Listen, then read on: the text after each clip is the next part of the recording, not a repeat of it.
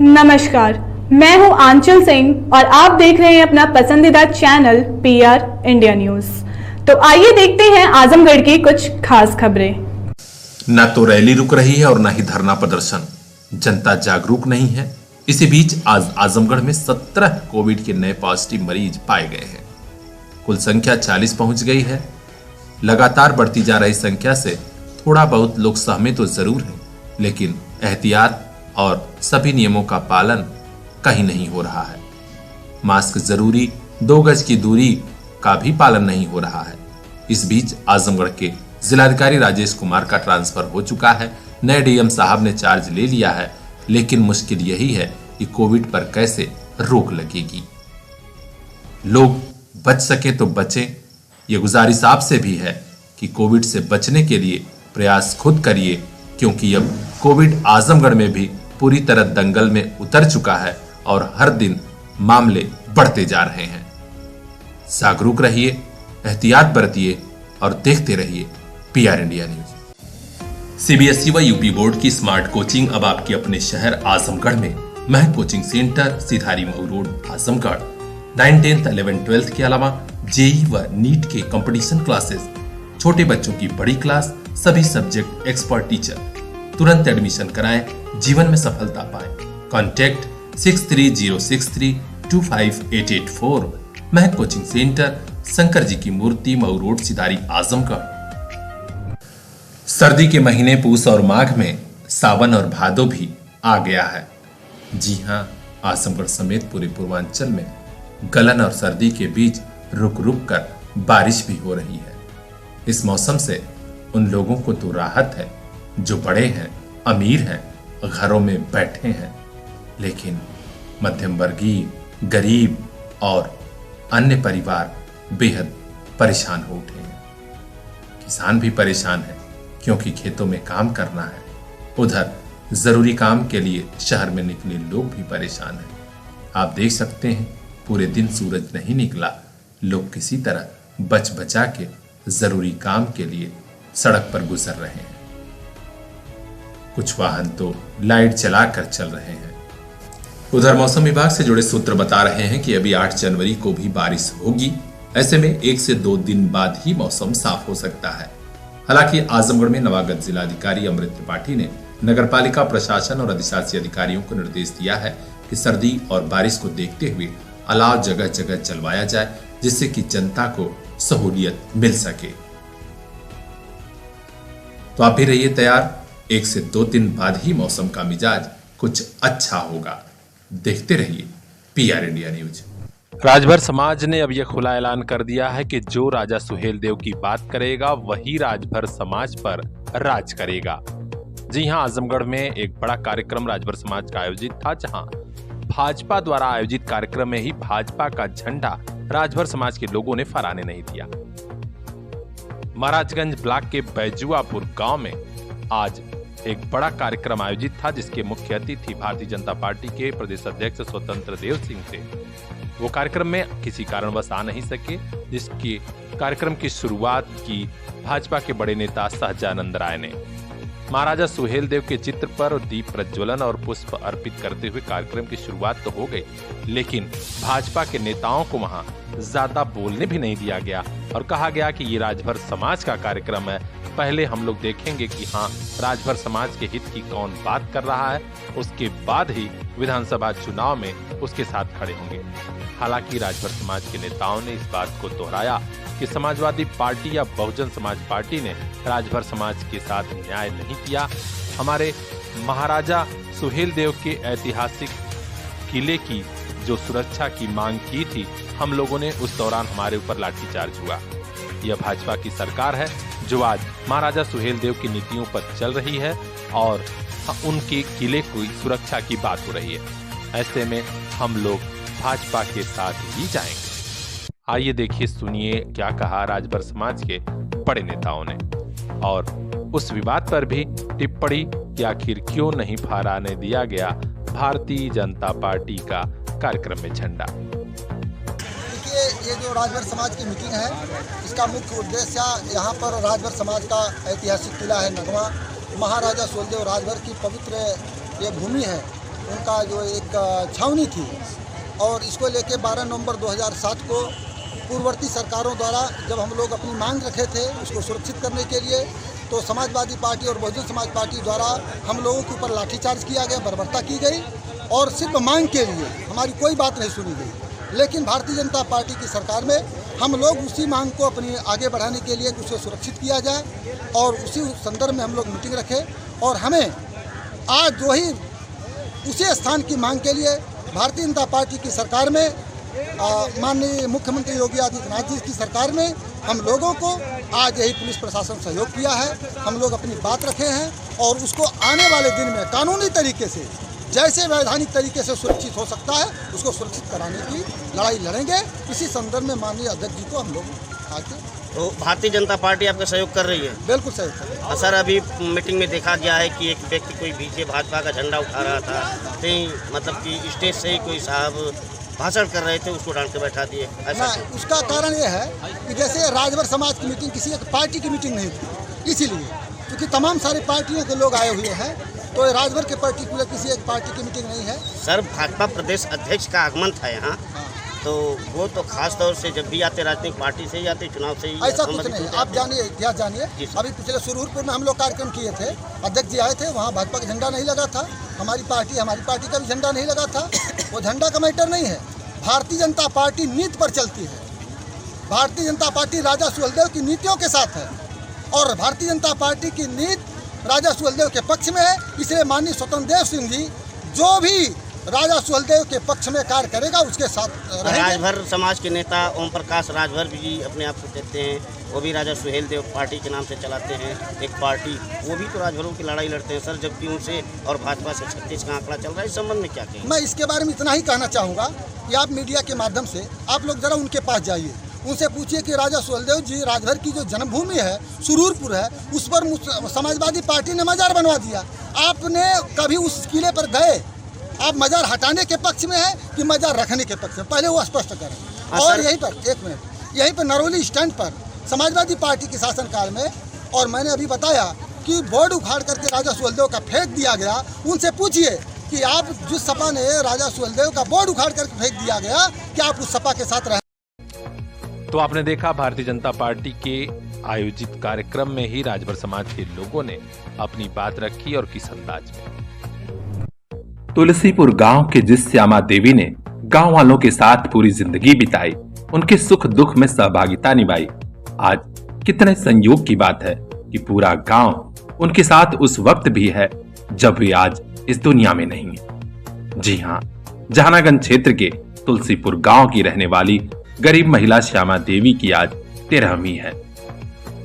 उनके निधन के बाद आज 13वीं पर पूरा गांव जुटा और श्री बजरंग सेवा समिति ट्रस्ट की खास पहल पर 13वीं पर श्रद्धांजलि सभा का आयोजन हुआ।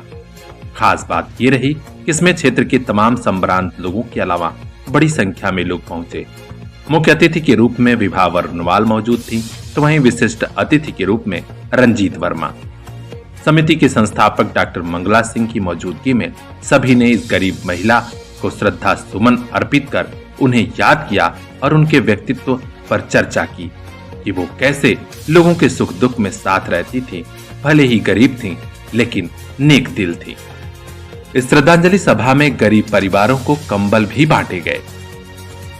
लोगों ने कहा कि इस दिन को हम लोग यादगार बनाएंगे क्योंकि श्यामा देवी ने पूरी जिंदगी इस गांव के लिए अर्पित किया, तो हम लोग आज उन्हें शिद्दत से याद करते हैं। इस कार्यक्रम के बारे में समिति के संस्थापक डॉक्टर मंगला सिंह ने PR इंडिया न्यूज से हुई बातचीत में विस्तृत जानकारी दी। श्यामा देवी के श्रद्धांजलि सभा में कार्यक्रम के साथ साथ गरीबों में कंबल वितरण तथा ये कार्यक्रम उसके परिवार की निरीह दशा को देखते हुए पूरे संपूर्ण गांव के सहयोग से उसकी 13वीं का कार्यक्रम चल रहा है। और आज की व्यवस्था में पूरा गांव तथा मुख्य अतिथि विभा वर्णवाल जी, विशिष्ट अतिथि रंजीत वर्मा जी के साथ इस कार्यक्रम को सकुशल संपन्न कराया गया, जिसमें गरीबों को कंबल बांटा गया। सायंकालीन गरीबों का प्रीत भोज भी किया जाएगा और यही इस कार्यक्रम का उद्देश्य था कि जिसने अपना संपूर्ण जीवन गांव में प्रत्येक लोगों की सेवा में व्यतीत किया, आज पूरा गांव एकत्रित होकर के उसकी 13वीं में अपने सहयोग से इसके अंतिम कार्यक्रम में योगदान करते हुए अपना सहयोग कर रहे हैं। यकीन जानिए, इस गरीब महिला को जितना जिंदगी भर सम्मान मिला, आज उतना ही मौत के बाद भी मिल रहा है। सभी के लिए तुलसीपुर की श्यामा खास बन गई हैं। ब्यूरो चीफ शत्रुघ्न दुबे की report, PR India news. Azamgarh में आज बारिश के बीच समाजवादी पार्टी के कार्यकर्ताओं ने जन आक्रोश यात्रा निकाली, जिसका नेतृत्व सदर विधायक और पूर्व कैबिनेट मंत्री दुर्गा प्रसाद यादव कर रहे थे। आजमगढ़ के ITI मैदान और आसपास की सड़कों में गजब की भीड़ थी और सपा कार्यकर्ता भाजपा सरकार के खिलाफ नारेबाजी कर रहे थे। इस जन आक्रोश यात्रा में युवा नेता लालजीत क्रांतिकारी के नेतृत्व में सैकड़ों की संख्या में समाजवादी पार्टी और लोहिया वाहिनी के कार्यकर्ता पहुंचे थे। लालजीत क्रांतिकारी ने कहा कि अब 2022 के चुनाव में समाजवादी पार्टी की ही सरकार बनेगी, क्योंकि भाजपा ने जो कहा था वो किया नहीं। आज जनता त्रस्त है, किसान, बेरोजगार, नौजवान सभी परेशान हैं। उधर सदर विधायक और पूर्व कैबिनेट मंत्री दुर्गा प्रसाद यादव ने भाजपा सरकार पर कई तोहमत लगाई। उन्होंने कहा कि पार्टी केवल बात करती रही और 5 साल का समय बीत गया, जबकि कामकाज नहीं हुआ और आज खजाना भी खाली है। आइए हम आपको सुनाते हैं मीडिया से हुई बातचीत में क्या कहा सदर विधायक दुर्गा प्रसाद यादव ने। देखिए, समाजवादी पार्टी के कार्यकर्ता सिपाही बहुत बहादुर हैं। वो चाहे बरसात हो चाहे आंधी तूफान हो, उसका मुकाबला करते हैं। आज हमें और ताकत मिली है। माननीय ओम प्रकाश राजभर जो भाजपा के राष्ट्रीय अध्यक्ष हैं, वहाँ पर उनके सहयोगी लोग हैं, ये चंजीत जी हैं, आप हैं, विद्यार्थी जी हैं, सभी लोग यहाँ उपस्थित हैं। आप जनवादी पार्टी, भाजपा के सुहेल देव पार्टी के लोग और भी अन्य पार्टियां जो माननीय अखिलेश यादव सबके जोड़ करके चल रहे हैं, ये गरीबों की लड़ाई लड़ रहे हैं। चाहे किसी समाज वर्ग का हो, वो गरीब है, उसके हक दिलाने की लड़ाई लड़ रहे हैं। इसलिए जन आक्रोश पद यात्रा हमने हजारों की संख्या में निकाल करके एक संदेश देने का काम किया है कि भाजपा सरकार ने तो 5 साल कुछ किया नहीं। न गरीबों के लिए किया, न छात्रों के लिए किया, न किसानों के लिए किया, किसी के लिए इन्होंने नहीं किया है। केवल झूठ बोल करके इन्होंने सत्ता चलाने का काम किया है। आज सड़कें हमारी खराब, हमने सीमेंट बना के भेजा, ये उसका मुद्दा बनाना चाहते हैं कि ये नहीं बनवा पाए। जब तुम आपकी सरकार है, जब आप पैसा नहीं देंगे तो हम बनवाएंगे कहाँ से? आज एस्टीमेट बन के गया है, सारे PW के ऑफिस, बिजली विभाग के अधिकारी, सभी अधिकारी कह रहे हैं कि हम लोग के पास पैसा नहीं।